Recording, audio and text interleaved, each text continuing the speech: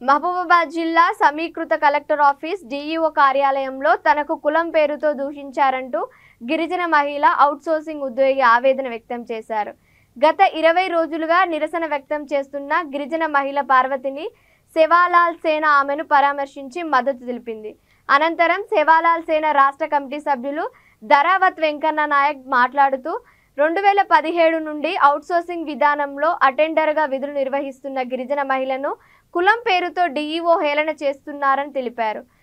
DEO రామారావుపై వెంటనే collector స్పందించి చర్యలు తీసుకొని పార్వతికి న్యాయం చేయాలని వెంకన్న నాయక్ కోరారు. లేని పక్షంలో అన్ని ప్రజా సంఘాలు కుల సంఘాలను కలుపుకొని పోరాటాన్ని ఉధృతం చేస్తామని అన్నారు. ఈ కార్యక్రమంలో సేవాలాల్ సేన జిల్లా అధ్యక్షులు గుగులోతు దందులాల్ నాయక్, సేవాలాల్ సేవ నాయకులు పాల్గొన్నారు.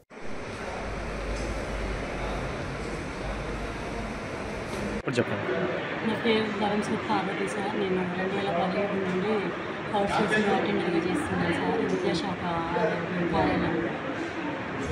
నేను గతంలో ఎప్పుడు కూడా ఇలాంటి ప్రాబ్లం లేదు sir. Last year DO Ramarao అని డిఓ సార్ వచ్చారు సార్.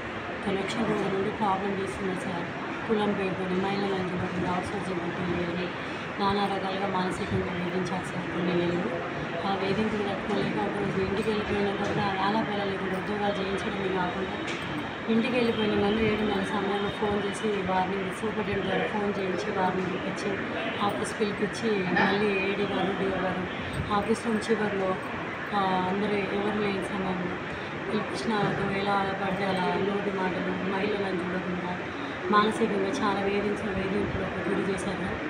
గురి చేస్తూ నేను వెళ్తున్న క్రమంలో నన్ను వెళ్ళనీయకుండా ఆపి నన్ను ఏదో చేయబోతుంటుంది. ఆ రోజు నేను 100కు డయల్ చేసి పోలీసు వాళ్ళని ఆశ్రయించి ఆ రోజు ఇంటికి వెళ్ళడం జరిగింది సార్.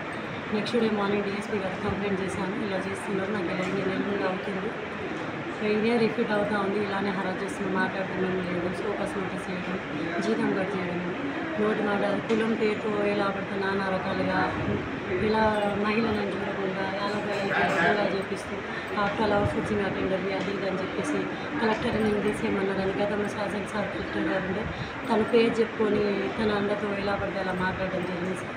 అప్పుడు కూడా అంత ఇబ్బందులు పెడుతుంటే కూడా నేను కంప్లైంట్ చేయడం జరిగింది. నెక్స్ట్ డే డిఎస్పీ ఆశ్రయంతో కలెక్టర్ గారిని కలవడం జరిగింది సార్. కలెక్టర్ గారు నాకు డిఓ గారిని పిలిచి మాట్లాడాలని తెలీదు, కానీ ఆ రోజు నుండి ఏప్రిల్ ఈ నెల 1వ తారీఖుకి ఎలాంటి ప్రాబ్లం లేదు సార్ నాకు. కానీ ఇప్పుడు ఏప్రిల్ 24వ తారీఖు నాకు రెన్యువల్ రీఎంగేజ్ పర్ఫార్మెన్స్ మీద సైన్ చేయాలి. ఆ రీఎంగేజ్ నేను చేయకుండా ఉండడమే కాకుండా నేను చెయ్యను, రేపటి నుంచి ఉద్యోగానికి రావద్దు, నేను ఉద్యోగం నుంచి తొలగించేసిన అని చెప్పేసి స్టాఫ్ ఎవరితో మాట్లాడలేకుండా నాకు స్టాఫ్ పని చెప్పట్లేదు.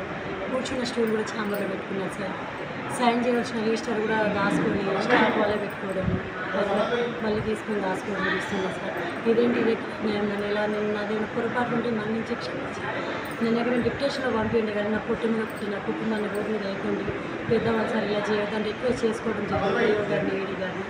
ఆయన కూడా రెస్పాన్స్ లేకుండా నేను రిక్వెస్ట్ చేసుకుంటే లేచి బయటికి వెళ్ళి ఇక్కడ కింద కూర్చోబెట్టి ఎన్ని రోజులు అవుతుంది? 20 రోజులు అవుతుంది సార్. 1వ తారీఖు నుండి కింద కూర్చుంటున్నాను సార్. నేను 18 రోజులు నుండి 1వ తారీఖు నుండి కింద కూర్చుంటున్నాను. స్టూల్ ఏంటంటే తోటి అటెండర్ వెళ్తే డిఓ గారు లోపల పని నుండి ఫైల్ పెట్టుకోవాలని చెప్పేసి అన్నారు. ఫైళ్ళ కోసం లోపల పెట్టించుకున్నారని అంటున్నారు సార్.